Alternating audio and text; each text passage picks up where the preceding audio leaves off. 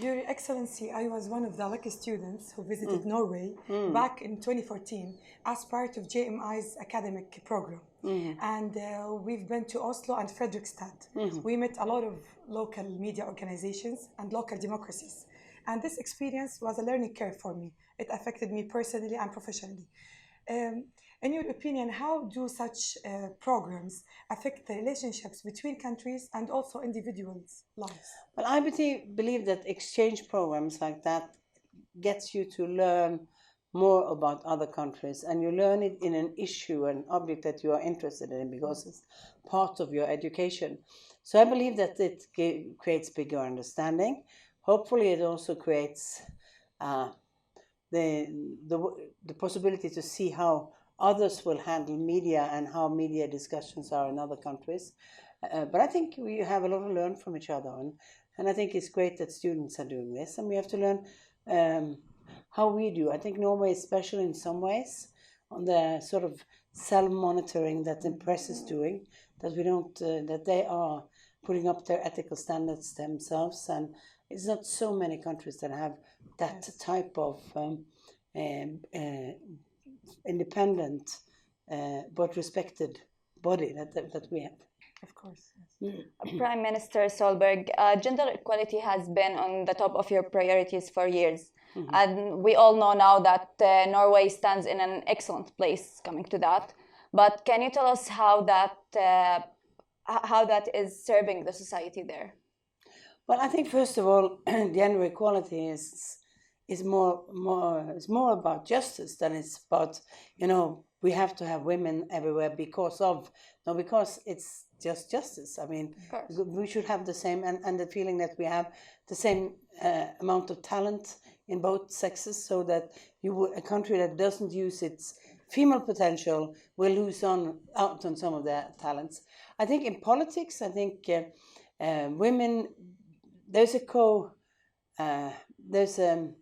timeline that is coexists between focusing more on building out welfare state for support for families and women entering politics. It probably was a momentum around these issues in the public opinion, but it also led more women to go into politics because they wanted more policies to make sure that they could work and have balance between family and work, and that they needed more nurseries, more daycare centers, more things like that. So you see, it has served a purpose, and that's why also the work participation for Norwegian women is much higher now than it was in 1980s, and that means that it's benefiting also the economics of our country. I hope we have our own female prime minister, maybe one day soon.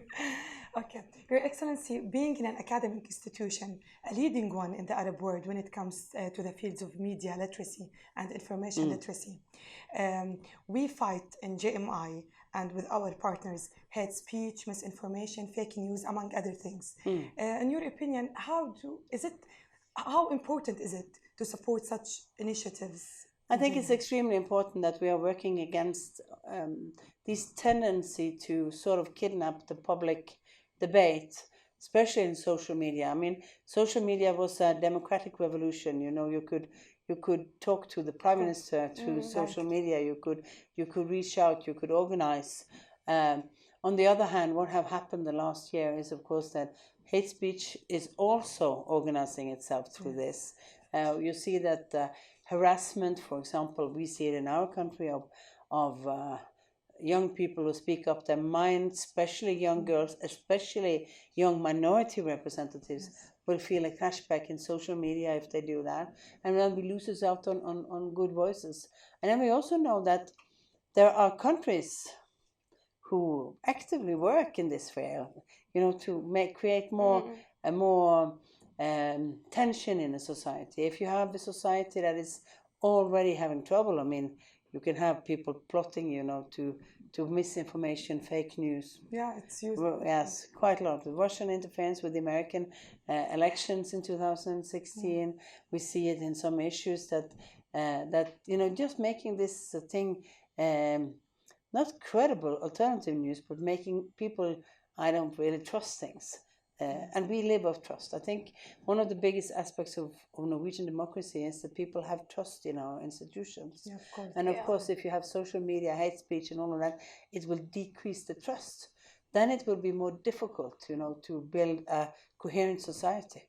Yeah, no, and Norway ranks a high level on the freedom of the press. Yeah. And now, growing up in a place where you enjoyed different kinds of freedoms, and how did that affect you as a country? Well, I think one of the things we have in Norway is this: if you pull, what do Norwegians think about political life, the parliament, the government, things like that. We still have high support, in the institutions, in our law system. I think because there is living in a free and open society, people feel that they can express their mind. I think also that leads to more trust. I think we are also a small country. It's transparent in a way. That means that it's more difficult to play on divisions in our society. What we do see is, of course, that especially this social media tension and groups that organize on single issues, they might sometimes, push so hard on their policy views that it becomes difficult. Yes. Your Excellency, we'd love to stay more. We have a lot of questions, but we have a bunch of other enthusiastic students waiting for us to join them. So we thank you a lot for this short but very important interview, and we're so honored on both levels. That's good. So we really appreciate it. It's a pleasure. Thank you. Thank you so much. Thank you.